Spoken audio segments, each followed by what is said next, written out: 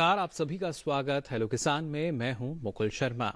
Hello किसान में आपको अलग अलग विषय पर हम जानकारी देते हैं। तो चलिए सबसे पहले हमारे जो आज के महत्वपूर्ण विषय हैं इसके बारे में आपको हम जानकारी देते हैं। आज एक खासतौर से हम बात करेंगे प्रधानमंत्री कौशल विकास योजना के बारे में और साथ ही बात होगी दलहनी फसलों में समसामयिक कार्यों की।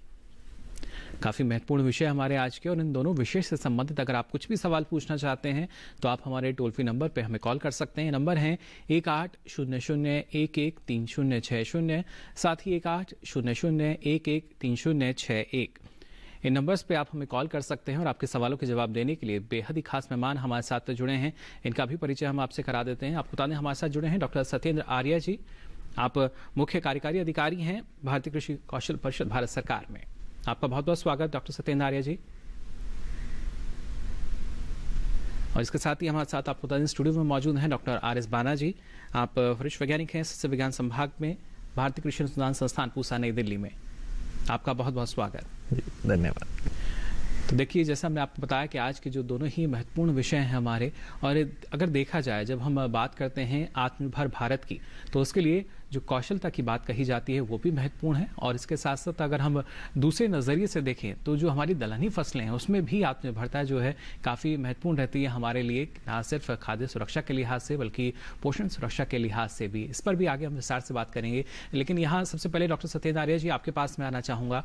जब हम कौशल विकास की बात करते हैं और जिस तरीके से लगातार देश के युवाओं को एक तरीके से फोकस किया गया, उनको उनके कौशल को निखारने की बात जो है इस योजना के तहत शुरू की गई, आज के समय की अगर बात की जाए कितना बदलाव इस योजना के तहत हम देख सकते हैं? देखिए, अब हमारा जो एम्बिशियस जो प्रधानमंत्री कौशल विकास योजना करीब 5 साल पूरी और अब इसका तीसरा चरण के जा रही है जी। पहले चरण के अंदर करीब 1 करोड़ इसके अंदर में है, जिसमें से 7 लाख पूर्व कौशल प्रमाण में उनको ट्रेन किया गया और कुछ है जो शॉर्ट टर्म कहते हैं, एक ट्रेनिंग होती है 36 लाख ट्रेनिंग। और इसमें से के अंदर ही देखें तो करीबन 1.25 लाख के करीब जो है कृषि कार्मिकों को ये शॉर्ट टर्म ट्रेनिंग की है और करीब 5.5 लाख पूर्व कौशल पाठ्यक्रम के अंतर्गत। जी बिल्कुल, यानी एक बड़ा आंकड़ा हम मान सकते हैं जो युवा इस योजना से जुड़े और उसके बाद अब हम कह सकते हैं कि लाभ उनको मिल रहा है। और वाकई एक आवश्यकता थी इस तरह की जो खासतौर से हमारे देश के युवाओं को एक सही दिशा दिखा सके, और उसके लिए हम मान सकते हैं उन्हीं के तहत एक महत्वपूर्ण योजना हमारी कौशल विकास योजना, जिसके तहत हम लगातार आपको बता रहे हैं कि कैसे जो युवाओं का हुनर है उसको निखारने की कवायद शुरू की गई। और आपने जाना कि कितना फ़ायदा इसके ज़रिए, कितना लाभ जो है हमारे देश के युवाओं को मिल चुका है, क्योंकि एक के समय में आवश्यकता थी कि जो खासतौर से देश के युवा हैं उनको इस तरह की दिशा दिखाई जाए जो जिसके ज़रिए ना सिर्फ उनकी आमदनी का जरिया बन सके बल्कि आने वाले समय में वो आत्मनिर्भर भी बन सकें। आइए इसके बारे में एक रिपोर्ट के जरिए जानकारी लेते हैं, फिर इस चर्चा को आगे बढ़ाते हैं।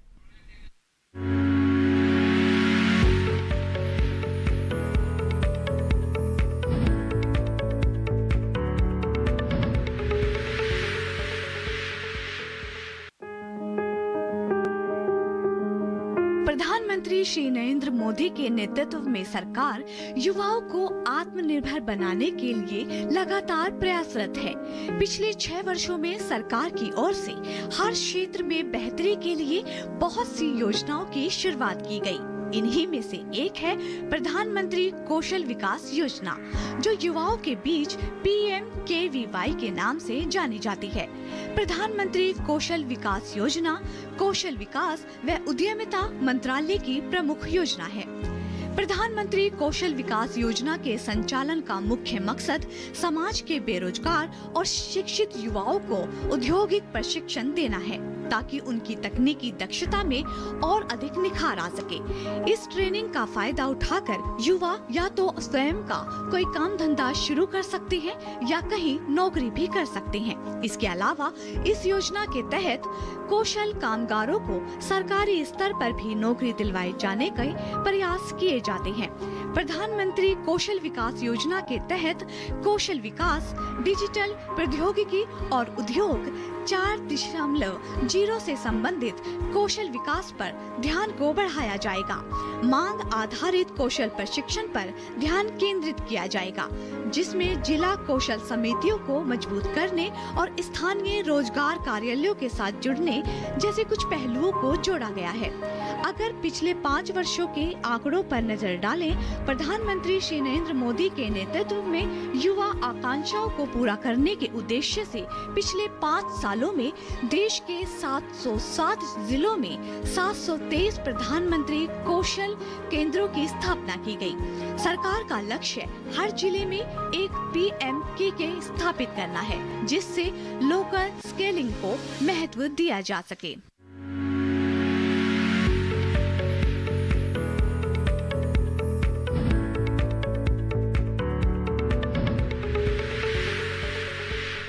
तो जाना आपने किस तरीके से चरणबद्ध तरीके से जो योजना है उसका क्रियान्वयन किया गया। एक नया चरण हम मान सकते हैं योजना का जो चल रहा है और जिसके जरिए भी ज़्यादा से ज़्यादा जो युवा हैं उनको जोड़ने की जो कवायद है वो सीधे तौर पर नज़र आती है। इसके साथ ही अगर हमारे जो आज का दूसरा विषय है उसके बारे में बात की जाए, यानी हमारे जो दलहनी किसान हैं कौन कौन से अगर उन्होंने दालें लगाई हुई हैं, किस तरह के कृषि कार्य उनको करने होंगे, इस बारे में सबसे पहले डॉक्टर आर एस बाना आपसे हम जानना चाहेंगे। अभी का जो समय चल रहा है उसको देखते हुए क्या आप सलाह देना चाहेंगे हमारे किसानों को, कौन से विकल्प उन्होंने जिनका चयन किया है? जी, अभी अगर हम रबी के मौसम की बात करते हैं तो रबी में जो दलहन वर्गीय फसलें हैं उनमें प्रमुख नाम आता है चना का और मसूर का। इसके अलावा ये तो प्रमुख दलहनी फसलें हो गई। दलहन वर्ग में मटर एक मुख्य फसल है जिसका दाल के लिए भी और सब्जी के लिए भी उपयोग होता है। तो मोटे मोटे तौर पे देखा जाए तो ये 3 दलहन वर्गीय फसलें हैं। अगर इनके महत्व की हम बात करते हैं तो दलहनों का महत्व सदा से ही हमारे संस्कृति में रहा है। और अगर हम किसानों के लिए महत्व की बात करें तो इनका फसल विविधीकरण में बड़ा महत्व है। साथ ही ये जो वायुमंडल की नाइट्रोजन है उसका यौगिकीकरण करके मृदा की उर्वरा शक्ति बढ़ाती है। साथ ही अगर हम मानव और पशु पोषण में बात करते हैं तो ये एक प्रोटीन का बहुत अच्छा स्रोत है। और हमारे जो भारत जैसा देश जहाँ पर ज्यादातर जनसंख्या शाकाहारी है वहां पर प्रोटीन का एक बहुत अच्छा ये रोल प्ले करती है। चने की अगर हम बात करें तो 18 से लगभग 20% और कुछ किस्मों में तो 21-22% तक प्रोटीन होता है। तो प्रोटीन के साथ ही कैल्शियम, जिंक, आयरन, फॉस्फोरस, इन सब के ये जो दलहनी फसलें हैं अच्छा स्रोत होती है और एक तरह से मानव संतुलित भोजन में महत्व है इनका। और साथ ही जो यदि मृदा का जो पोषण की हम बात करें तो उसमें भी इनका काफी बड़ा योगदान रहता है। जी बिल्कुल, काफ़ी महत्वपूर्ण। और जैसा आपने कहा कि एक महत्वपूर्ण योगदान जो है वो दलहनी फसलों का नजर आता है। फिर चाहे संतुलित आहार की हम बात करते हैं या खाद्य सुरक्षा के साथ साथ जो पोषण सुरक्षा जिसके लिए लगातार प्रयास हम कर रहे हैं, वहाँ भी एक महत्वपूर्ण भूमिका है हमारी दलहनी फसलों की। और इनकी उपज कैसे हम बढ़ा सकते हैं, कैसे अच्छी ले सकते हैं, कैसे इसकी गुणवत्ता को हमें बनाए रखना होगा, इसके बारे में विस्तार से आपसे हम जानकारी लेंगे। लेकिन पहले आइए नजर डाल लेते हैं इस रिपोर्ट पर।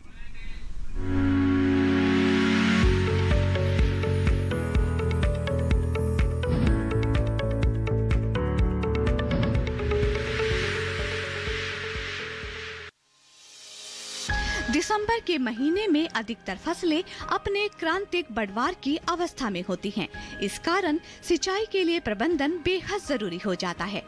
दलहन की अच्छी पैदावार लेने के लिए फसल में समसामयिक कार्य करना भी जरूरी है। जून में बोई गई अरहर की कम अवधि की किस्में अभी कटाई के लिए तैयार हो जाती हैं। फसल का रंग सुनहरा भूरा होने पर कटाई कर लेनी चाहिए। लगभग 7 से 8 दिनों तक खेत में फसल सुखाकर मड़ाई करनी चाहिए। उपयुक्त नमी पर फसल का भंडारण करने से बाजार में अच्छा मूल्य मिल जाता है। जब यौन आकर्षण जाल में 3 से 4 लगातार रातों तक फली छेदक के 4 से 5 लार्वा पाएं तो कीट प्रबंधन आरंभ करें। अल्पकालिक किस्मों में इंडोकार्ब की 1 मिलीलीटर दवा को प्रति लीटर पानी में मिलाकर प्रथम छिड़काव और निबोली का 5% का द्वितीय छिड़काव करें। जरूरत होने पर निम्बोली के 7 अथवा न्यूक्लियर पॉलीहेड्रोसिस विषाणु 250 लार्वा समतुल्य प्रति हेक्टेयर की दर से तृतीय और चौथा छिड़काव करें। लेकिन किसी भी तरह की दवा का छिड़काव करने से पहले कृषि विशेषज्ञों की सलाह जरूर लें।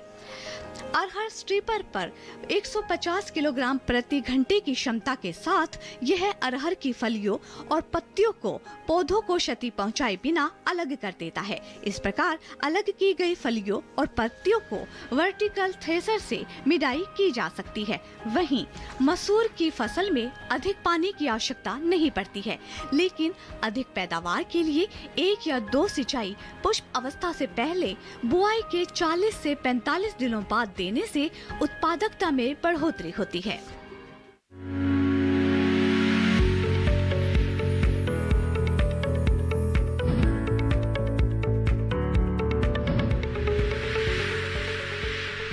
तो जाना आपने कैसे जो दलहनी फसलें हैं हमारी, उनकी अच्छी उपज आप ले सकते हैं। गुणवत्ता युक्त उपज जो है आपको आने वाले समय में मिल सकेगी अगर सही समय पर आप उनमें जो होने वाला प्रबंधन है, कृषि कार्य हैं, आप उनको सही समय पर अगर करेंगे तो। लगातार आपको इस बारे में हम जानकारी दे रहे हैं, साथ ही बात कर रहे हैं कौशल विकास योजना की भी। इस बारे में डॉक्टर आर्या आपसे हम समझना चाहेंगे, जैसे आपने बताया कि कितने हमारे युवा हैं जो इससे जुड़े हुए हैं, लेकिन जब हम बात करते हैं कि लक्ष्य पहले हमने रखा था, निर्धारित किया था कि हर जिले में जो प्रधानमंत्री कौशल विकास केंद्र हैं वो खुलेंगे। आज के समय की अगर बात की जाए, क्योंकि 700 से ज़्यादा जो हमारे ज़िले हैं और उनमें लगभग 723 से भी अधिक अब धीरे धीरे जो प्रधानमंत्री कौशल विकास केंद्र हैं उनकी स्थापना हो चुकी है, कितना बदलाव इसके जरिए हम मान सकते हैं? देखिए, काफी बदलाव आ रहा है। और जहां तक कौशल विकास की बात है, ये सिर्फ 723 प्रधानमंत्री कौशल केंद्रों तक सीमित नहीं है। ये एक पर्टिकुलर सेंटर है जहां कई डिफरेंट सेक्टर के कौशल का ट्रेनिंग होता है। बट इसके अलावा ज्यादातर जो हमारे ट्रेनिंग सेंटर्स हैं वो इससे ऑलमोस्ट 10 गुना सेंटर्स हर नंबर्स में हैं। सो जो रीच है वो काफी ज्यादा है। और जो प्रधानमंत्री कौशल विकास योजना का जो तीसरा चरण है, इसका मेन बदलाव ये है कि जो इसका मोबिलाइजेशन और जो प्लानिंग है अब से जिला स्तर पे होएगी अगले 5 सालों तक। और डिस्ट्रिक्ट स्किल कमेटी का प्रायोजन किया गया है ताकि जो कि डिस्ट्रिक्ट एडमिनिस्ट्रेशन है वो ये तय करे कि वहाँ के लोगों को किस क्षेत्र में कौशल विकास की जरूरत है और उसको वो कैसे इंडस्ट्रियल क्लस्टर के साथ में उसको कौशल विकास को जोड़ते हैं। और मोबिलाइजेशन भी लोकल लेवल पे होगा और प्लानिंग भी लोकल लेवल पे होगी। बिल्कुल डॉक्टर आर्य, लेकिन कोरोना कालखंड को अगर देखा जाए, इस कालखंड में कितना एक महत्वपूर्ण भूमिका नजर आई है खासतौर से इस योजना की?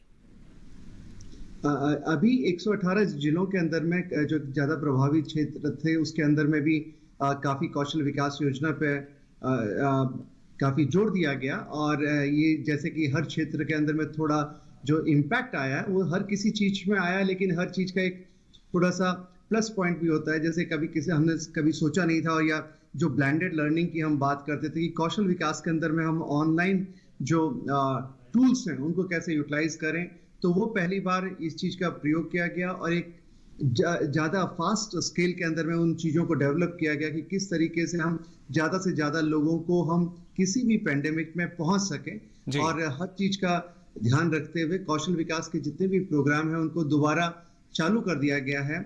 और इस चीज का काफी चाहे आप उत्तर प्रदेश देखें, चाहे बिहार देखें, जितने भी हमारे क्रमिक भाई जो कि वापस लौटे थे और वापस किसी कारणों से शहरी क्षेत्रों में ना वापस जा पाए, उन लोगों ने कृषि के अंदर में अपने कौशल विकास के लिए ऑप्ट किया और उनको उस कौशल का ट्रेनिंग दिया गया रिस्पेक्टिव सेक्टर के अंदर। जी बिल्कुल, और खासतौर से क्योंकि अगर इस योजना के नाम की ही बात करते हैं, कौशल विकास जो है वो लगातार सार्थकता इसकी हमें नज़र आ रही है। इस समय को भी अगर देखा जाए, फिलहाल हमारे साथ एक दर्शक जुड़ चुके हैं मध्य प्रदेश से। बहुत बहुत स्वागत आपका हेलो किसान में, क्या जानना चाह रहे हैं? हेलो जी सर।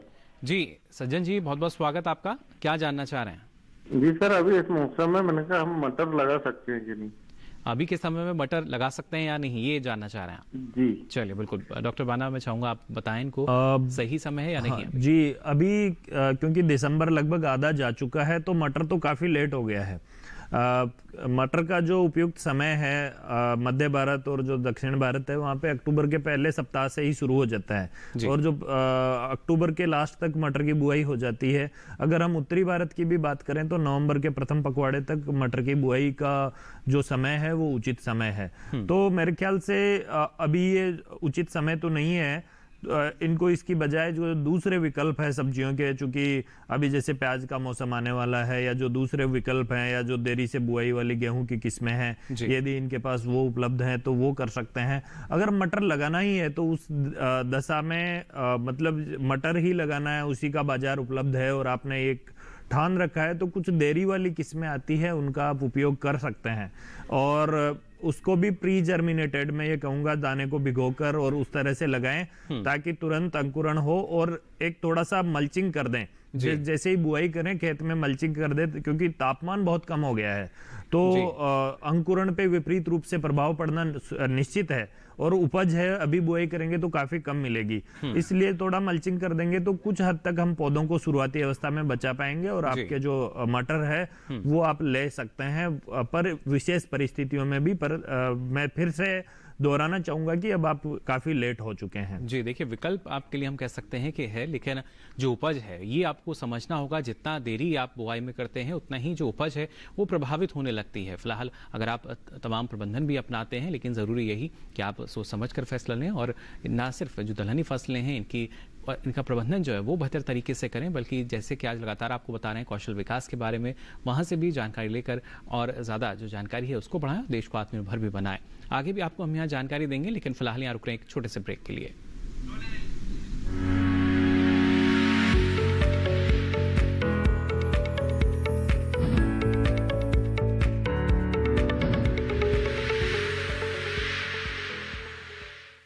अरे भाई सुना नहीं क्या, केसीसी ने किसानों का जिंदगी बदल दिया है। देश के छोटे किसान 1,60,000 रुपये तक का कर्ज बिना किसी गारंटी को ले पाएंगे। ब्याज खोरों से भी पीछा छुटा। मैं तो जैविक खेती का पूरा सामान मंगा लिया, केसीसी का भी कोई दबाव नहीं है। ब्याज चुकाने के लिए पूरा 1 साल मिलता है। समय पर भुगतान करने पर केवल 4% के सालाना ब्याज पे लोन मिल गया मुझे। अपना आधार कार्ड, लेटेस्ट फोटो और जमीन के कागजात लेके अप्लाई करो बस। और नामांकन भरने के लिए जेब भी ढीली नहीं करनी पड़ी।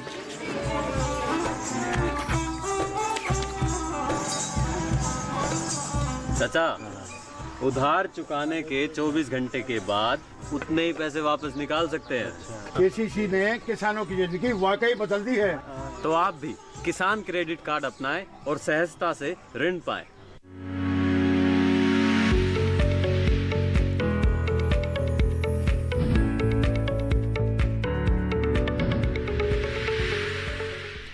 ब्रेक के बाद आप सभी का एक बार फिर स्वागत है हेलो किसान में। आज लगातार आपको हम जानकारी दे रहे हैं प्रधानमंत्री कौशल विकास योजना और उसके साथ ही हमारी जो दलहनी फसलें किसानों ने लगाई हैं वहाँ कौन कौन से कृषि कार्य आप अभी कर सकते हैं। आपको बता दें दर्शक हमारे साथ जुड़ रहे हैं अलग अलग राज्यों से। एक और दर्शक हमारे साथ जुड़े हैं झारखंड से, इनका सवाल हम शामिल कर लेते हैं। जी बहुत बहुत स्वागत आपका, क्या जानना चाह रहे हैं? जय हिंद सर, हम ये जानना चाहते हैं जैसे कि चना का बुआई का शुरू और लास्ट टाइम क्या है वो जानना चाहते हैं। चलिए, शशि भूषण जी जानना चाह रहे हैं झारखंड से कि चने की बुआई का सही समय क्या है, कब इसकी शुरुआत कर सकते हैं और कब तक अंतिम बुआई हम कर सकते हैं? चने की बुआई वैसे तो आपकी अक्टूबर के प्रथम पखवाड़े से ही शुरू हो जाती है और जो इसका सही समय है वो अक्टूबर के अंत में और नवंबर का जो प्रथम पखवाड़ा है वो इसका बिल्कुल उचित समय है। और देरी से बुआई करते हैं तो उस दशा में 15 नवंबर से लेकर 30 नवंबर तक देरी से बुआई का समय माना जाता है। परंतु आमतौर पर देखा गया है कि कुछ किसान दिसंबर के प्रथम पखवाड़े तक भी चने की बुआई करते हैं, परंतु जो सही समय है वो नवंबर का महीना है। अब जो बुआई हो रही है वो देर से भी ज्यादा देर है, मतलब काफी हम लेट हो चुके हैं। पर आमतौर पर देखा गया है कि कुछ क्षेत्र हैं जहां पर किसान अभी भी दिसंबर के प्रथम सप्ताह तक भी चने की बुआई करते हैं। तो जो बुआई का उचित समय की बात करते हैं वो तो नवंबर का महीना ही होता है। उसके बाद जैसे जैसे हम देर होते जाते हैं, देरी करते जाते हैं, तो उपज पे विपरीत प्रभाव पड़ता है। साथ ही जैसे अभी हम बुआई करते हैं तो उस दशा में क्या होगा कि अंकुरण भी नहीं होगा ठीक से, क्योंकि तापमान काफी कम हो चुका है। और अंकुरण हो भी जाता है, उसके बाद में जो शुरुआती बढ़वार है काफी दिन तक हो ही नहीं पाती है, क्योंकि तापमान इतना नीचे आ जाता है। तो इस दशा में अभी जो बुआई है अभी लेट होते हैं तो वो ज्यादा फायदेमंद नहीं है। इसके अलावा जो दूसरे विकल्प हैं, दूसरी सब्जियां या आपकी जो देर वाली गेहूं की या जौ की जो किस्में हैं वो दूसरे विकल्प हो सकते हैं जिनकी तरफ आप जा सकते हैं। बिल्कुल, यानी उनके जरिए भी देखिए जो लाभ है वो आपको हो सकता है, आवश्यकता है तो सिर्फ जानने की। यहाँ आइए अब रुक लेते हैं डॉक्टर सत्येंद्र जी का भी। डॉक्टर सत्येंद्र आर्या, जानना चाहेंगे आपसे, जैसा आपने बताया कि लगभग हर क्षेत्र में हम कह सकते हैं कौशल विकास के लिए जो कार्यक्रम है वो चलाए जा रहे हैं, फिर चाहे जिला समितियों की हम बात करते हैं, लेकिन अगर हम आत्मनिर्भर भारत के लिहाज से देखते हैं, क्योंकि आज के समय में रोजगार उपलब्ध कराना और इसके साथ साथ युवाओं की जो समस्या चली आ रही थी कि रोजगार के जो अवसर हैं वो कम मिल रहे थे, लेकिन क्या इस योजना के तहत हम मान सकते हैं ना सिर्फ रोजगार के ज़्यादा अवसर जो हैं वो अब युवाओं के सामने है, बल्कि आत्मनिर्भर भारत की भी सार्थकता की तरफ हम आगे बढ़ रहे हैं? बिल्कुल, देखिए जब आत्मनिर्भर भारत के लिए जो सरकार से काफ़ी अच्छे जो पैकेज हैं वो 2 कैटेगरी के अंदर में मुहैया कराए गए हैं। एक इन्वेस्टमेंट के तौर पे, चाहे आप एग्रीकल्चर इंफ्रास्ट्रक्चर डेवलपमेंट फंड के ले लीजिए या प्रधानमंत्री मत्स्य संपदा योजना ले लीजिए या एपीकल्चर के लिए ले लीजिए या हर्बल कल्टीवेशन के लिए, तो हर फील्ड के लिए एक इन्वेस्टमेंट पैकेज स्टिमुलस सरकार की तरफ से दिया गया है। और दूसरा जो है, जो एग्रीकल्चर रिफॉर्म्स किए गए हैं, चाहे हर क्षेत्र में, चाहे वो मंडी के प्रबंधन के क्षेत्र में किए गए हैं या फिर कमोडिटीज एक्ट के अंदर में जो स्ट्रक्चरल रिफॉर्म्स हैं, अगर ये दोनों चीज़ों का हम सफलता अगर देखना चाहते हैं वो तभी ये पूरी तरीके से हमें मिल पाएगी अगर हम जो युवा हैं उनको नई तकनीकों के बारे में बता सकें, तभी इंफ्रास्ट्रक्चर और स्ट्रक्चरल रिफॉर्म्स दोनों। Third is the stimulus package, जो हमारा तीसरा स्टिमुलस पैकेज जो है वो कौशल विकास है। जब ये तीनों जुड़ के होंगे तभी उस चीज का हमें सक्सेस मिलेगा। अगर मैं उदाहरण लूं, अगर हमने प्रधानमंत्री मत्स्य संपदा योजना के लिए करीबन 20,000 करोड़ रुपए का एक प्रावधान किया है, लेकिन अगर जब तक हम उनको नए तकनीक जैसे कि केज कल्चर है या सीवीड कल्टीवेशन है या ऑर्नामेंटल फिशरी है, इन चीजों के बारे में उनको नहीं बताएंगे तो हम पूरी तरीके से ही जो हमारे लिए पैकेज उपलब्ध कराया सरकार ने, हम उसका उपयोग नहीं कर पाएंगे। उस चीज को, पोटेंशियल को एक्सप्लॉइट करने के लिए उस चीज के अंदर कौशल विकास करेंगे नई तकनीकों का, तो हम अच्छी तरीके से टैप कर सकेंगे इन सारी सुविधाओं को। और जैसे मंडी के मैनेजमेंट के अंदर में भी सारा जो चेंज किया गया है, अगर किसान भाइयों को उनका उपलब्ध कराना है तो उन चीजों को हमारे किसान भाइयों को हमें इक्विप करना पड़ेगा कि हम उन चेंजेस को उनको अंडरस्टैंड कराएं, फाइनेंशियल लिटरेसी से अवगत कराएं और कैसे उस चीज को वो किसी ऐप के जरिए भी कैसे एक्सेस कर सकते हैं। छोटी छोटी चीजें हैं और वो सीख सकते हैं, लेकिन हमें जस्ट थोड़ा सा उनको बताना पड़ेगा कि ये कोई ज्यादा डिफिकल्ट चीज या बहुत ज्यादा कठिन चीज नहीं है, काफी सरल तरीके से इसको समझाया जा सकता है।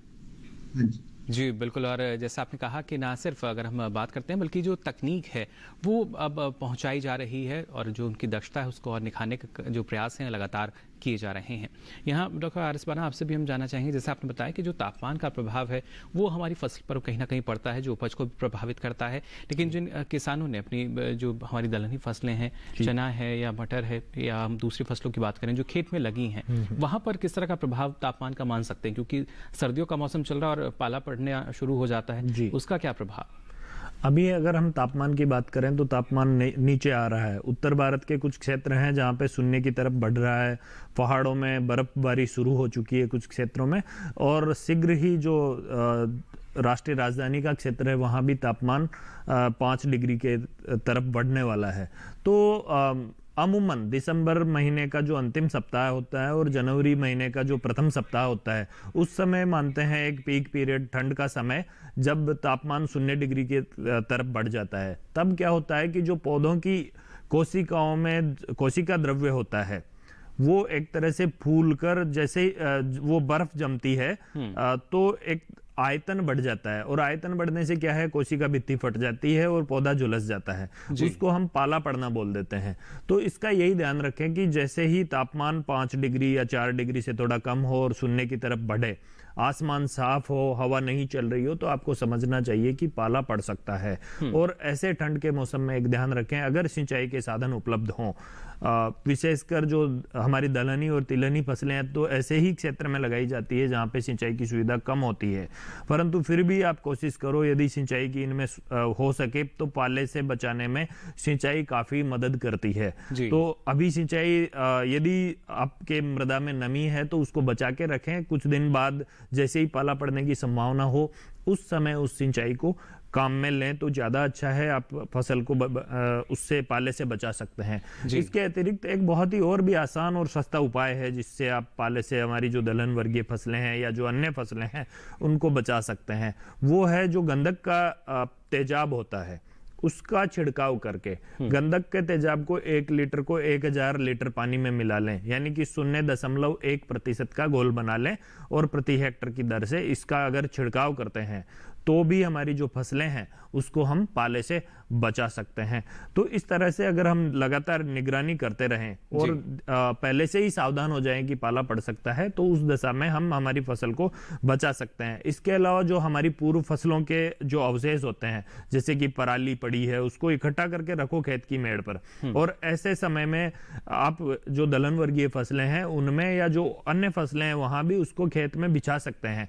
और एक तरह से पलवार या मल्च के रूप में बिछाने से क्या होता है, तो मृदा की जो नमी है वो भाप बनकर कम उड़ती है, और दूसरा है ना, जो पौधे का और भू सतह का जो तापमान होता है वो नियंत्रित रहता है। पौधे का भी जो आंतरिक तापमान है वो नियंत्रित रहता है, और जो पौधे की जो कार्य और जो जैविक क्रियाएं हैं वो सुचारू रूप से होती रहती है। तो उससे जो पाले का प्रभाव होता है उसमें भी जो अनुसंधानों में पाया गया है कि पाले के प्रभाव में कमी आती है। तो इस तरह से जो पराली को जलाएं नहीं और उसको उसकी बजाय खेत में बिछाएं और मल्चिंग का उसको काम में लें, तो आप पाले से भी बचा सकते हैं, मृदा की उर्वरा शक्ति बढ़ा सकते हैं, और जो मृदा की जो नमी है वो भाप बन के उड़ती है, उसको उड़ने से भी आप बचा सकते हैं। जी बिल्कुल, और काफी चुनौतीपूर्ण रहता है जब हम नमी की बात करते हैं, इसका भी काफी असर हमारे जो फसल है उस पर रहता है। तो आवश्यकता यही है कि हमारे जो किसान हैं इन कृषि कार्यों को जरूर अपनाएं, और यही देखिए समसामयिक कृषि कार्य जिनका ख्याल आपको रखना होगा।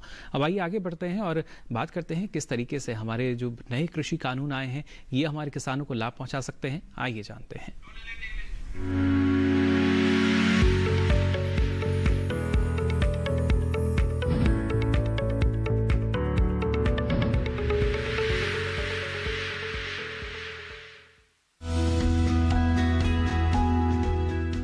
कृषि देश की रीढ़ है और कृषि एवं किसानों का विकास सरकार की प्राथमिकताओं में से एक है। सरकार का हमेशा से ही ये प्रयास रहा है कि किसानों को उनकी उपज का ज्यादा से ज्यादा मूल्य मिले, किसानों की आमदनी बढ़े और उनकी खेती लाभकारी हो। इसके लिए सरकार ने किसानों के सामने आने वाली सभी बाधाओं को दूर करने के लिए अहम कदम उठाए हैं। किसान को उसकी उपज का कम से कम जो न्यूनतम समर्थन मूल्य भारत सरकार ने तय किया है, जिन उपजों को भारत सरकार खरीदने के लिए खरीदी केंद्रों की व्यवस्था करती है राज्यों के साथ मिलकर, वो सारी योजना बजट के अंतर्गत बजटीय प्रावधान करके योजना का स्वरूप में है। इस योजना का कानून से कोई सरोकार नहीं है। ये जो सारी शंकाएं जो जताई जा रही हैं वो निराधार हैं। ये झूठ बोलकर और किसानों को भ्रमित करने के लिए इस प्रकार की बात कही जा रही है। न्यूनतम समर्थन मूल्य की खरीदी पूर्ववत जारी रहेगी, ये भारत के कृषि मंत्री जी द्वारा पार्लियामेंट में घोषणा भी की गई है। कीमत आश्वासन और कृषि सेवा पर करार अधिनियम 2020 में ये प्रावधान किया गया है कि किसान बुआई के समय ही मूल्य के उतार चढ़ाव से बचने के लिए आने वाली फसल को बेच पाएं और उसके लिए एग्रीमेंट कर पाएं। हालांकि ये व्यवस्था कॉन्ट्रैक्ट फार्मिंग के रूप में कुछ हद तक पहले भी थी, लेकिन इस व्यवस्था में कोई एक समान कानूनी व्यवस्था पूरे देश में नहीं थी। ये व्यवस्था कीमत आश्वासन और कृषि सेवा पर करार अधिनियम के जरिए लागू की गई है। अब किसान बराबरी पर आकर कॉर्पोरेट, प्रोसेसर्स, होलसेलर और रिटेलर के साथ एग्रीमेंट कर सकते हैं। अब किसान ऐसी फसलें उगा सकते हैं जिसकी उन्हें अच्छी कीमत मिले, जिसका व्यापार कुछ ही बाजारों में होता है या निर्यात के लिए होता है। ऐसे में किसान पहले से ही कीमत तय करके अच्छी फसल उगाने की व्यवस्था कर सकते हैं। इन कानूनों के माध्यम से और नए विकल्प दिए गए हैं। एक विकल्प फार्मिंग एग्रीमेंट्स के तहत फसलों को बेचने का है। एक विकल्प ये है कि किसी भी खरीदार को जहां किसान को अच्छा मूल्य मिलता है उसके माध्यम से किसान अपनी उपज को बेच पाए। एक विकल्प ये है कि किसान अगर चाहे तो अपने राज्य के बाहर भी सीधा किसी अन्य राज्य के बड़े व्यापारी को या किसी ऐसे ट्रेडर को, प्रोसेसर को बेचना चाहे जहां उसको अच्छा मूल्य मिल सकता है, वो बेच सकता है। और ये भी किसान को विकल्प दिया गया है कि जो इलेक्ट्रॉनिक ट्रेडिंग प्लेटफॉर्म्स हैं, अब जैसे पूरी की पूरी व्यवस्था ई कॉमर्स की पूरे विश्व भर में हो रही है और प्रोड्यूसर को ही ई कॉमर्स की व्यवस्था का सीधा लाभ मिलता है क्योंकि उसको बड़ा बाजार मिल सकता है। तो इन कानूनों के माध्यम से ई कॉमर्स की व्यवस्था, ई ट्रेडिंग की व्यवस्था किसान की उपज के लिए खोली गई है। कीमत आश्वासन और कृषि सेवा पर करार अधिनियम 2020 के तहत काफी अच्छे प्रावधान किए गए हैं, जिससे किसानों के हितों का संरक्षण हो। फसल का बीमा तो कराया ही जाएगा, साथ ही जरूरत होने पर किसान वित्तीय संस्थानों से कर्ज भी ले सकेंगे। किसानों को मौसम के जोखिम और बाजार के उतार चढ़ाव से भी सुरक्षा मिलेगी। ये अधिनियम अनुबंधित किसानों को नियमित और समय पर भुगतान की सुविधा भी देता है।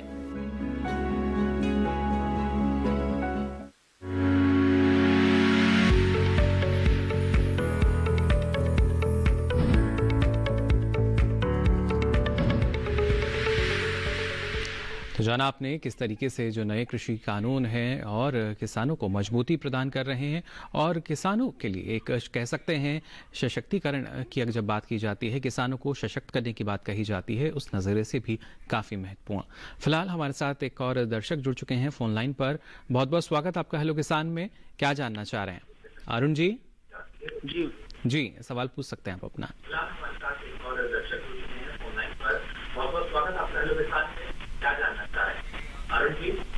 जी सर, जो मेरा चना की खेती है ना जी, जो उसमें 20-25 दिन का हो जाता है वो।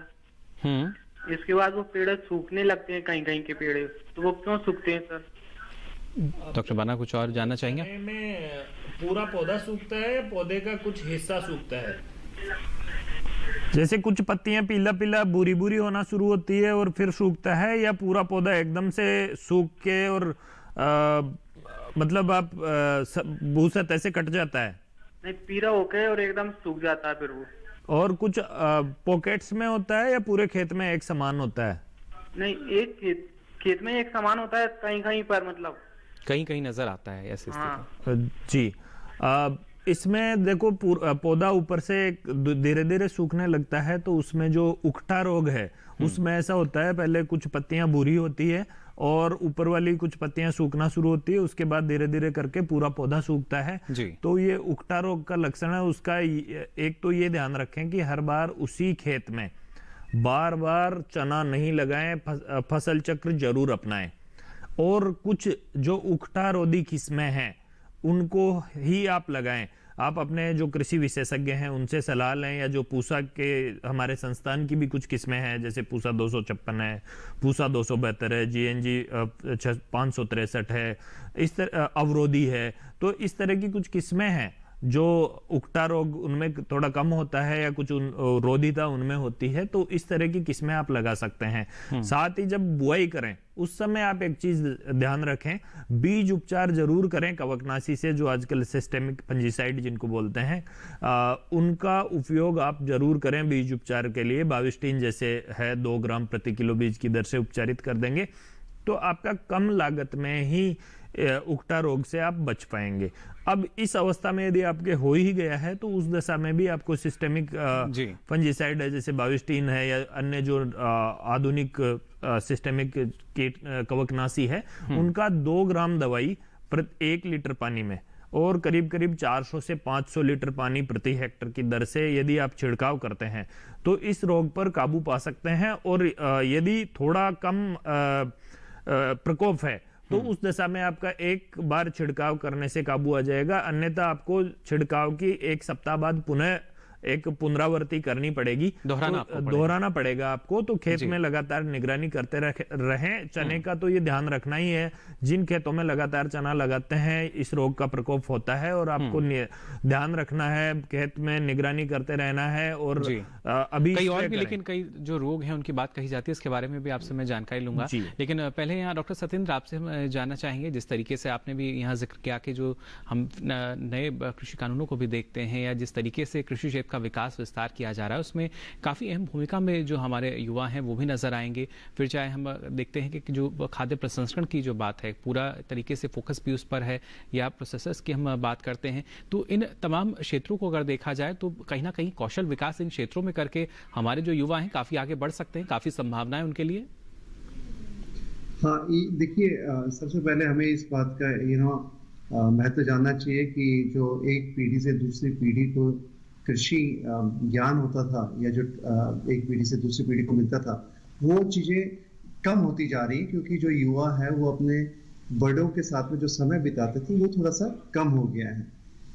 तो एक बाहरी प्रयास की जरूरत है जो कि कौशल विकास प्रोग्राम के तहत उनको दिया जा सकता है। और जो कौशल विकास के जो क्षेत्र हैं वो हर क्षेत्र के अंदर में ये अवसर उपलब्ध हैं, चाहे वो आप बागवानी कहें, हॉर्टिकल्चर कहें, या कृषि यांत्रिकी, फार्म मैकेनाइजेशन, या एग्रीकल्चर क्रॉप प्रोडक्शन जो है, या डेयरी, पोल्ट्री, फिशरी, या जो back supply chain of retail है, या जैसे आपने एग्रीकल्चर डिस्ट्रीब्यूशन की बात की, उसके वेयर हाउसिंग की बात की, या आपने इवन जो असेइंग होता है जब मंडी के अंदर में किस तरीके से माल लिया जाता है। और बहुत ज़्यादा जरूरी है कि जैसे कि अब क्योंकि जैसे जो मार्केट है वो डायरेक्ट फार्म टू फोर्क की बात करते हैं, या जो रिटेलर है वो डायरेक्ट किसान भाइयों तक पहुंच पा रहे हैं। अगर कोई भी बिग बास्केट या यानी अलग अलग जो विकल्प हैं उनके, जी, अगर कोई चेन किसी कृषि भाइयों तक या एफपीओ समूह तक पहुंच पा रही है तो वो चाहेगी कि एक उनको सॉर्टेड या ग्रेडेड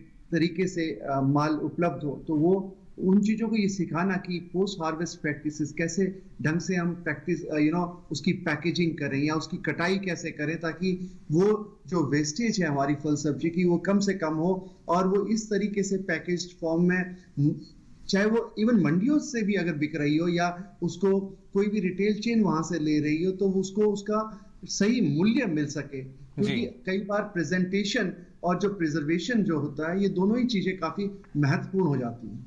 जी बिल्कुल, दोनों ही काफ़ी महत्वपूर्ण है। यानी देखिए किस तरीके की आपके जो उत्पाद है उसकी गुणवत्ता नज़र आएगी, किस तरीके से वो एक उपभोक्ता को आकर्षित कर सकता है। इसके लिए भी ज़रूरी यही कि आप जो जानकारी हैं वो लें, और बाज़ार के अनुसार जब हम चलेंगे या मांग को देखते हुए बाज़ार के अनुरूप जब किसान ढलता है तो आवश्यकता रहती है कुछ चीज़ों को सीखने की, और उन्हीं के लिए हम मान सकते हैं कौशल विकास योजना जो है काफ़ी अहम है। आगे भी आपको हम जानकारी देंगे, लेकिन फिलहाल यहाँ रुक रहे हैं एक और छोटे से ब्रेक के लिए।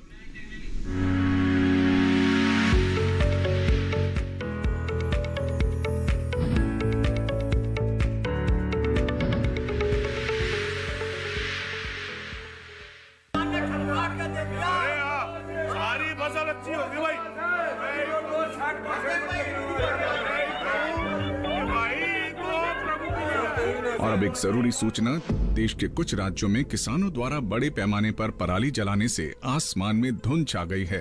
लाखों लोगों को सांस लेने में तकलीफ हो रही है।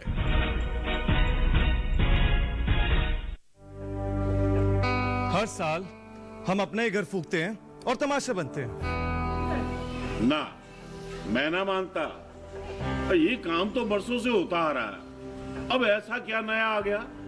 ये देख लो हमारे रतन काका, पिछले साल की पराली जलाने से जो इनकी खांसी उठी थी ये अब तक चल रही है। और तो और हमारे सोना उगलने वाली धरती भी बंजर पड़ रही है। बेटा तुम्हारी बात मान भी ले, पर एक बात बताओ कि पराली को ठिकाने लगाने में भी तो लागत आती है, और ये आग जलाने से ये काम आसानी से हो जाता है। काका ये बात ना रही, हम कह रहे हैं। देखो मेरे पास कुछ मशीनों की तस्वीरें भी हैं मैं तुम्हें दिखाता हूँ। ये देखो, ये है हैप्पी सीडर, ये है मल्चर, ये है जीरो टिल ड्रिल, ये है स्ट्रॉ चॉपर, ये है रिवर्सिबल मोल्ड बोर्ड प्लॉ और ये है रोटावेटर। ये सारी मशीनें अब अनुदान पे मिल रही है और तो और कस्टम हायरिंग केंद्र लगाने पर सरकार से 80% का अनुदान भी मिलेगा। और ये संकल्प हमारे प्रधानमंत्री जी का है कि अब पराली कोई न जलाए और आधुनिक मशीनों का इस्तेमाल कर पराली खेत में मिलाएं और मिट्टी की गुणवत्ता को बढ़ाए।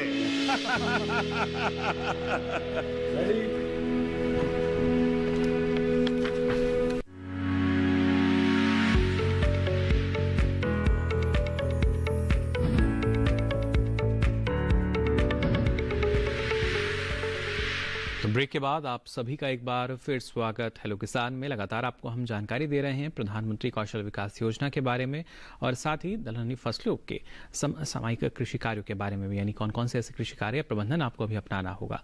दर्शक हमारे साथ जुड़ रहे हैं, फिलहाल एक और दर्शक हमारे साथ जुड़ रहे हैं, उनका सवाल ले लेते हैं जल्दी से। बहुत बहुत स्वागत आपका हेलो किसान में, क्या जानना चाह रहे हैं? हेलो जी। हेलो जी, अरुण जी सवाल पूछ सकते हैं आप अपना। यस जी सर, ये ट्रेनिंग करवाते हैं जी, ये ट्रेनिंग करवाते हैं, इसके बाद सर जॉब वगैरह नहीं देते हैं कहीं पर। यानी आपका मानना है जो प्रशिक्षण है वो तो मिलता है, लेकिन उसके बाद अगर हम बात करते हैं रोजगार के अवसरों की तो वहाँ थोड़ी सी मुश्किल आती है। हाँ जी, क्या आप चाहते हैं कि और ज्यादा जो प्रशिक्षण कार्यक्रम है उनको बढ़ाया जाए? Yes sir. चलिए, जैसे रोजगार दिया जाए उनको, तो जी, ट्रेनिंग के बाद रोजगार नहीं मिलता है, ट्रेनिंग करवाने के बाद फिर बिल्कुल उसी के लिए देखिए कोशिश की जा रही है कि रोजगार के ज़्यादा से ज़्यादा जो अवसर हैं वो मुहैया कराए जा सकें। डॉक्टर सत्येंद्र क्या कहना चाहेंगे इस बारे में? अरुण जी ने सवाल ये पूछा है गुना मध्य प्रदेश से और ये बता रहे हैं कि देखिए प्रशिक्षण तो इन्होंने लिया है, लगातार दिया भी जा रहा है, लेकिन जब रोजगार की बात कही जाती है तब थोड़ी सी मुश्किलें सामने आती हैं। कैसे इस समस्या का हल हम ढूंढ सकते हैं? देखिए, ये काफ़ी महत्वपूर्ण विषय है और इसके प्रति सरकार भी काफ़ी प्रतिबद्ध रही है। इसीलिए अगर आप देखें तो प्रधानमंत्री कौशल विकास योजना पहली बार ऐसा एक कौशल विकास योजना था जिसके अंतर्गत प्लेसमेंट पे काफ़ी जोर दिया गया जी। इनफैक्ट ये किसी भी ट्रेनिंग प्रोवाइडर का दायित्व है कि उस चीज़ को वो प्लेसमेंट को इंश्योर करे और किसी भी ट्रेनिंग पार्टनर का जो पेमेंट है वो का प्लेसमेंट से लिंक है कि जितने बच्चे सर्टिफाई होते हैं, मान लिया 100% बच्चे पूरे बैच में ट्रेन हुए, अच्छी तरह से उन्होंने अपना पास किया, तो 70% बच्चों को प्लेसमेंट इंश्योर करना ट्रेनिंग पार्टनर का दायित्व है। और दूसरा महत्वपूर्ण बात, जब हम डीडी किसान में ये बात कर रहे हैं तो हम कृषि क्षेत्र की अगर ट्रेनिंग की बात करें तो ज्यादातर जो हमारे कृषि क्षेत्र में अगर कोई भाई ट्रेनिंग प्राप्त करके वो वेज बेस्ड एम्प्लॉयमेंट चाहता है तो ये देखना बहुत जरूरी है कि आप वेज बेस्ड एम्प्लॉयमेंट में कौशल विकास ले रहे हैं जिसमें सैलरी स्लिप आपको मिल रही है, उस टाइप के रोजगार की बात कर रहे हैं। क्योंकि जब आप रोजगार या प्लेसमेंट की बात करते हैं तो जो सेल्फ एम्प्लॉयमेंट है, जो खुद के द्वारा आप एम्प्लॉयमेंट ले रहे हैं, वो भी उतना ही महत्वपूर्ण है। तो अगर आपका जो कौशल विकास है वो उसकी ट्रेनिंग के बाद अगर आपको कोई ऋण मुहैया होता है और आप अपना काम स्थापित कर पाते हैं तो उसको भी हम रोजगार के अंदर में गिनते हैं। और दोनों, तो आपको जब किसी भी ट्रेनिंग के लिए आ रहे हैं तो अपने दिमाग में बड़ा क्लियर होना पड़ेगा कि आप एक सैलरी की स्लिप वाली नौकरी के लिए आना चाह रहे हैं या आप स्वरोजगार के लिए आना चाह रहे हैं। तो अगर पहले से ही हमारे दिमाग में इस बात का बड़ा क्लैरिटी रहेगा तो हम उसी तरीके का हम अपना ट्रेनिंग प्रोग्राम या कौशल विकास प्रोग्राम के लिए अपना आगे आएंगे। और फिर उससे अगर हमारी क्लैरिटी पहले से इस तरीके से है तो जो कोई अननेसेसरी कोई डिसअपॉइंटमेंट का चांस होना बहुत मुश्किल है, क्योंकि आज के दिन में चाहे वो बाद में इवन रोजगार से जोड़ने के लिए, वेज बेस्ड एम्प्लॉयमेंट में जोड़ने के लिए डिफरेंट पहल की गई हैं, और चाहे वो अप्रेंटिसशिप को प्रमोट करने के माध्यम से या एक आसीम पोर्टल है, अगर आप आसीम गूगल करें, मैं अपने से रिक्वेस्ट करूंगा, उसके अंदर में काफी रोजगारों को उपलब्ध कराया जा रहा है। ये कौशल प्रोग्राम के बियॉन्ड भी तो उसमें कोई रेस्ट्रिक्शन ऐसा नहीं है कि सिर्फ हमारे कौशल प्रोग्राम के लिए कोई आएंगे उन्हीं को जोड़ेंगे, हम दूसरे युवाओं को भी रोजगार के साथ में जोड़ने का प्रयास निरंतर कर रहे हैं। जी, यानी जो उद्देश्य है वो हमें यहाँ पहले सुनिश्चित करना होगा अपना, और उसके बाद जैसा आपने कहा कि ना सिर्फ स्वरोजगार बल्कि आप कौशल विकास योजना से जुड़ने के बाद, प्रशिक्षण लेने के बाद आप दूसरों को भी रोजगार के जो अवसर हैं वो मुहैया करा सकते हैं। आगे भी इस बारे में आपको हम जानकारी लगातार देते रहेंगे। फिलहाल यहाँ रुकने एक और छोटे से ब्रेक के लिए।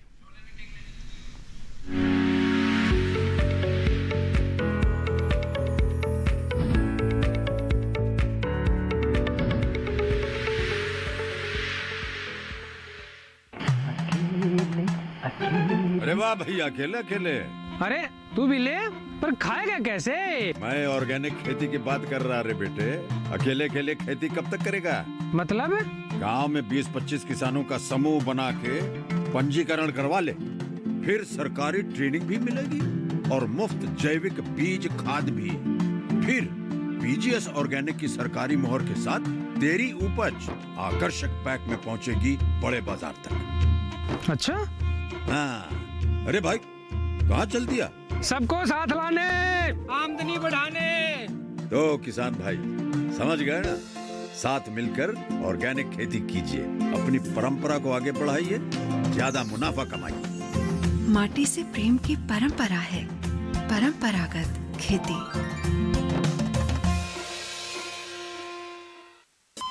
अरे सुन तो। मुझे क्या सुनाना चाहते हो? जो सुनाओ मेरी सौतन को। किसको? अरे वही तुम्हारा मोबाइल फोन जिससे सुबह शाम दिन रात चिपके रहते थे और कहते थे किसान कॉल सेंटर से बातें हो रही हैं। अच्छा ये बात है। हाँ, क्यों?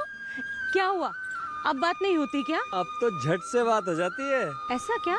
हाँ, अब तो ज्यादा लाइनें और खास तकनीक के कारण खेती के माहिरों से तुरंत बात हो जाती है। और अगर कभी लाइन व्यस्त हो तो अपनी समस्या फोन पर रिकॉर्ड करा दो, वहाँ से फोन आ जाता है और समस्या की हल का मैसेज भी आ जाता है। ये देखो आ गया। अरे वाह, इसका मतलब इंतजार की घड़ी अब खत्म। हाँ। तभी मैं सोचूं कि आजकल मुझ पर इतना प्यार क्यों आ रहा है। कृषि संबंधी समस्याओं का अपनी भाषा में तुरंत हल पाने के लिए पूरे भारत में किसी भी फोन से हेल्पलाइन नंबर पर संपर्क करें। किसानों का दोस्त किसान कॉल सेंटर।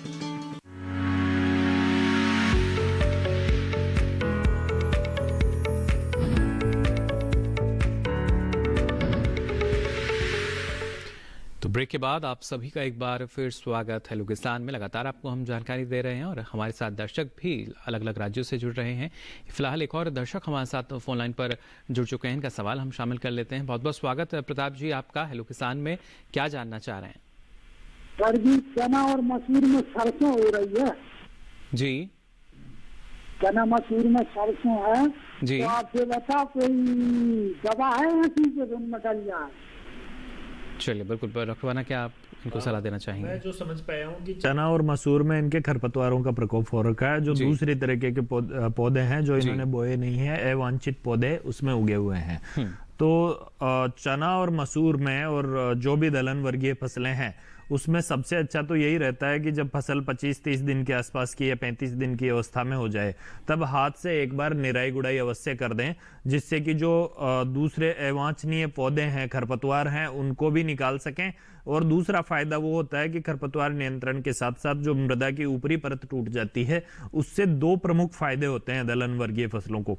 एक तो जो मृदा नमी भाप बनकर उड़ती है उससे बचा जा सकता है, और दूसरा फायदा यह है कि पौधों की जड़ों में वायु संचार बढ़ जाता है। तो उसमें जो चूंकि दलहन वर्गीय फसलों की जो जड़ें होती है उसमें सहजीवी जीवाणु होते हैं जिनकी वृद्धि वायु संचार होने से वृद्धि ज्यादा अच्छी होती है। और जब जड़ों की वृद्धि अधिक होती है तो नीचे अधिक गहराई तक जड़ें जाकर ज्यादा गहराई से नमी और पोषक तत्व लेती है और फसल हष्ट पुष्ट होती है। तो एक बार अभी जब फसल 30-35 दिन की हो जाए हाथ से निराई गुड़ाई अवश्य कर दें। आप दवाई के लिए पूछ रहे हैं, तो यदि दवाई ही आपको उपयोग करनी है तो दलहन वर्गीय फसलों में एक तो बुआई करते ही अंकुरण से पूर्व 2 से 3 दिन के अंदर अंदर पेंडिमिथालिन नामक जो दवाई आती है वो 750 ml 400 से 500 लीटर पानी में मिलाकर प्रति हेक्टर की दर से छिड़काव करें जी। अगर फसल बड़ी हो गई है तो उस दशा में इमेजथापायर नामक एक दवाई आती है, मैं दोबारा रिपीट कर देता हूं, इमेजथापायर, उस दवाई का लगभग 75 ग्राम दवा सक्रिय तत्व प्रति हेक्टर 400 लीटर पानी में मिलाकर अगर फसल 30 दिन की अवस्था के आसपास हो गई है, 25-30 दिन की, उस समय छिड़काव करते हैं तो जो हमारे खरपतवार हैं उनको हम अच्छे से काबू कर सकते हैं। चलिए, बिल्कुल।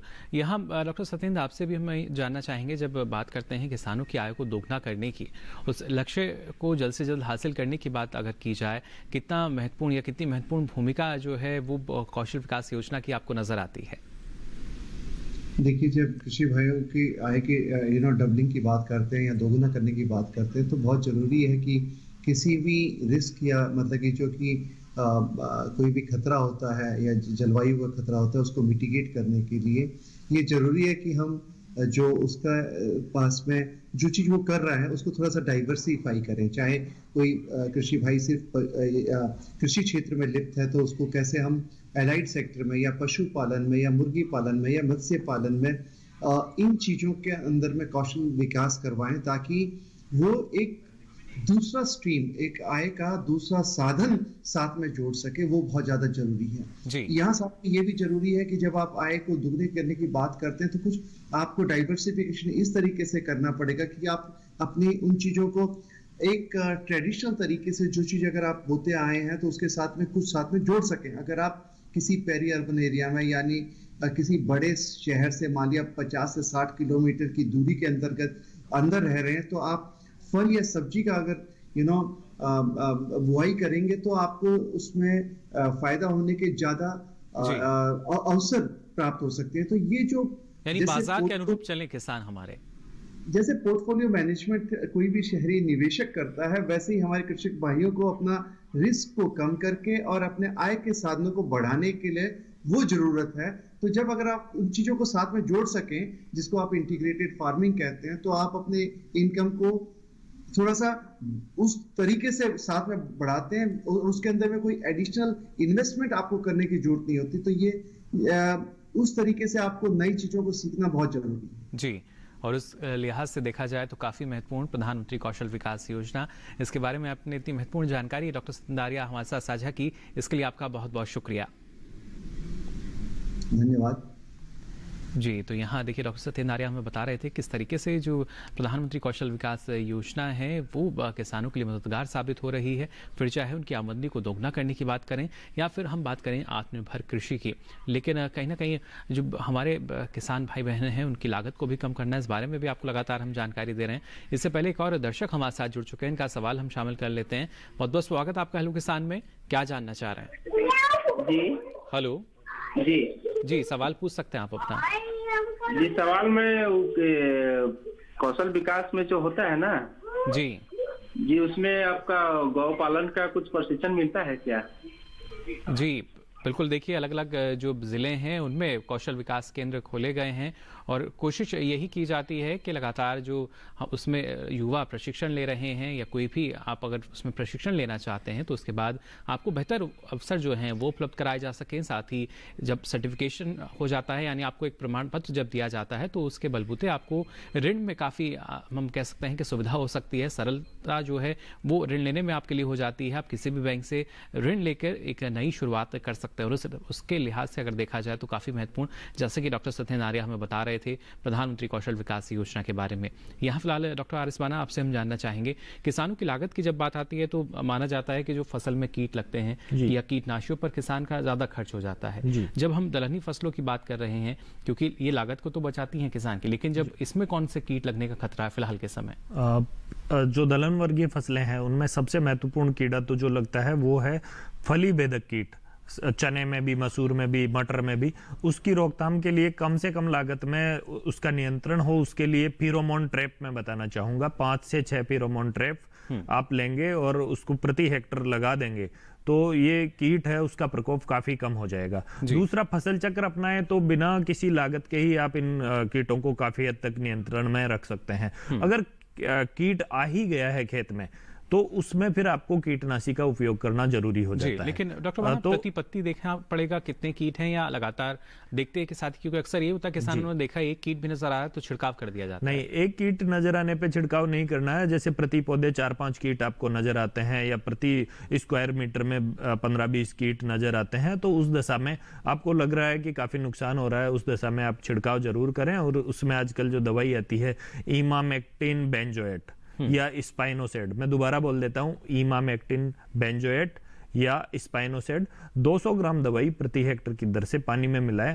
और लगभग 400 लीटर पानी ले लें और प्रति हेक्टर की दर से छिड़काव करते हैं, तो ये जो फली वेदक कीट है इसकी हम रोकथाम कर सकते हैं। इसके अलावा बारानी क्षेत्रों में हम देखते हैं कि दीमक का भी काफी प्रकोप होता है, तो एक क्लोरोपाइरीफॉस दवाई आती है, उसका यदि आप छिड़काव करते हैं तो उससे भी बचा जा सकता है। पर कम लागत में यदि कीटों को नियंत्रित रखना है तो कीटनाशी के द्वारा बीज उपचारित करके बुआई करें और फसल चक्र अपनाएं। यही एक मूल मंत्र है। यही मूल मंत्र, और हम मानते हैं जो हमारे किसान हैं और बेहतर ढंग से इस मूल मंत्र को अपनाएंगे और अपनी लागत को कम करके अपने मुनाफे को बढ़ा सकेंगे। फिलहाल डॉक्टर आर एस बना, आपने इतनी महत्वपूर्ण जानकारी हमारे दर्शकों को दी, इसके लिए आपका भी बहुत बहुत शुक्रिया। जी धन्यवाद। तो जाना आपने कैसे जो हमारी दलहनी फसलें हैं उसमें कौन कौन से कृषि कार्य आप अभी कर सकते हैं। अब चलिए हम आपको बता देते हैं हमारा कल का विषय क्या रहेगा। कल आपको जानकारी देंगे कृषि कानून के बारे में, कीमत आश्वासन और कृषि सेवा पर करार अधिनियम 2020, ये कल का विषय रहेगा। जो नए कृषि कानून है इसके बारे में आपको जानकारी देंगे। साथ ही आप अपना कोई सवाल सुझाव हम तक पहुंचाना चाहते हैं तो मेल आईडी आप नोट कर सकते हैं, hellokisan2015@gmail.com। इसके साथ ही फेसबुक के माध्यम से भी आप हमसे जुड़ सकते हैं। आपको फेसबुक पर जाकर हिंदी में टाइप करना होगा हेलो किसान, और यहाँ भी आप अपना सवाल या सुझाव लिखकर छोड़ सकते हैं। साथ ही डीडी किसान के किसान कॉल सेंटर का नंबर आप नोट कर लीजिए। ये नंबर है 1800-113060। सोमवार से शनिवार सुबह 6 से रात के 10 बजे तक ये लाइंस खुली हुई हैं, इस पर भी आप अपना सवाल दर्ज करा सकते हैं। हमारी कोशिश यही कि लगातार जो आपके सवाल हमारे पास आते हैं, जो सुझाव आते हैं, उनको जल्द से जल्द कार्यक्रम में शामिल किया जाए, जिससे आपकी समस्याओं का समाधान भी हो सके। फिलहाल वक्त हो चला है सभी से विदा लेने का, फिर हाजिर होंगे नई जानकारियों के साथ। तब तक के लिए दीजिए इजाजत, नमस्कार।